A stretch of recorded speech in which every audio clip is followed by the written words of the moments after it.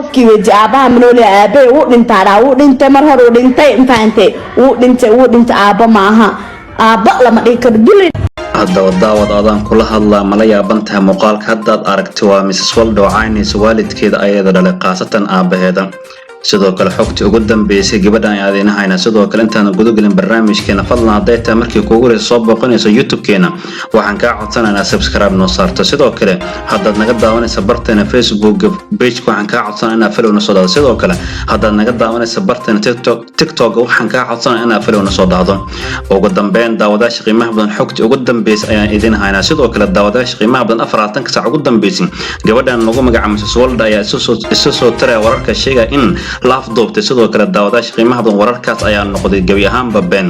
daawadayaasha qiimaha badan gabadhan ehelada dadka ugu dhow ayaan la xiriirnay sidoo kale waxaan u xaqiijiyeen gabadhan in la geeyo meel dhaqan celina sidoo kale u tashteen waalidiinteeda iyo walaalaheeda maadaama inta badan gabadhan waanada waalidiinteeda iyo walaalaheeda u soo jeedin ay qaadan weysay sidoo kale asxaabta qiimaha badan gabadhan Mrs. Waldo lagu magacaabo ayaa ku nool dhankaas iyo gudaha dalka Kenya sidoo kale qaasatan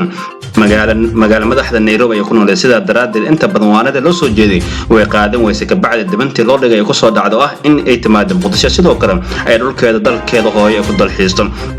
kadibna daawadayaasha qiimaha badan gabadhan waxa u tashteen waalidiinteeda iyo walaalaheeda sidoo kale hadda waxay ku xiran tahay mid kamid ah meelaha dhaqan celinta inta badan dadka lagu gudbiyo noocyada camal sidoo kale daawadayaasha qiimaha badan waxa arintan aad uga farxay dadka aniga camal maadaama inta badan gabadhan ay barta dhankaas TikTok ay soo dhigi jirtay muuqaal indhaha u rooneen sidoo kale inta badan baraha bulshada dhankaas social media qaasatan Facebook iyo Instagram kana waxay soo dhigi jirtay sawir ayadoo qaaban ugu dambeyn daawadayaasha qiimaha badan waxaan hanbali u diri doonaa waalidiinta iyo walaalaha gabadhan maadaama ay gartay in ay gabadhooda ka qabtaan indhaxumada maadaama inta badan gabadhan faaxisho ay soo gudbin jirtay taasoo daawadayaasha qiimaha badan inta badan dadka ay dhibsan jireen dadka inta badan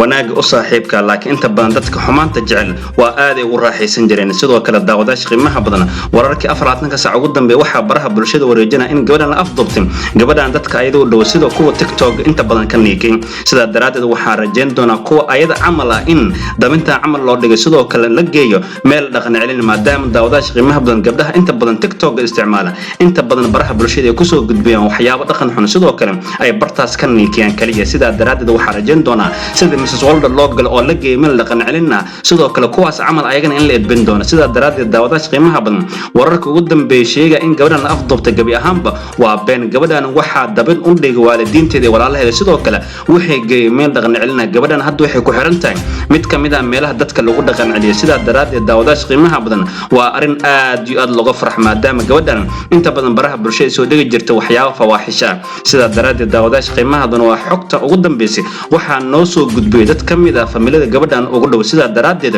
waan ku faraxsanahay maadaama inta badan gabadhan ay baraha bulshada soo dhigi jirtay waxyaabo fawaaxisha haddaba daawad adaan kula hadlaan ku faraxsantahay in Mrs. Waldo la geeyay meelaha dhaqan celinta sida daraadeed hadda ku faraxsantahay aragtida comment noogu rab sidoo kale haddaad ka murugood in dhaqan celin la geeyo aragtida comment noogu cabir sidoo kale dayta markii ku horeysa soo boqonaysa channelkeena fadlan subscribe noo saar sidoo kale hadda ku cusubta Facebook page-keena waxaan ka codsanayaa inaad follow noo soo dhaado sidoo kale hadda ku cusubta TikTok-keena fadlan follow noo soo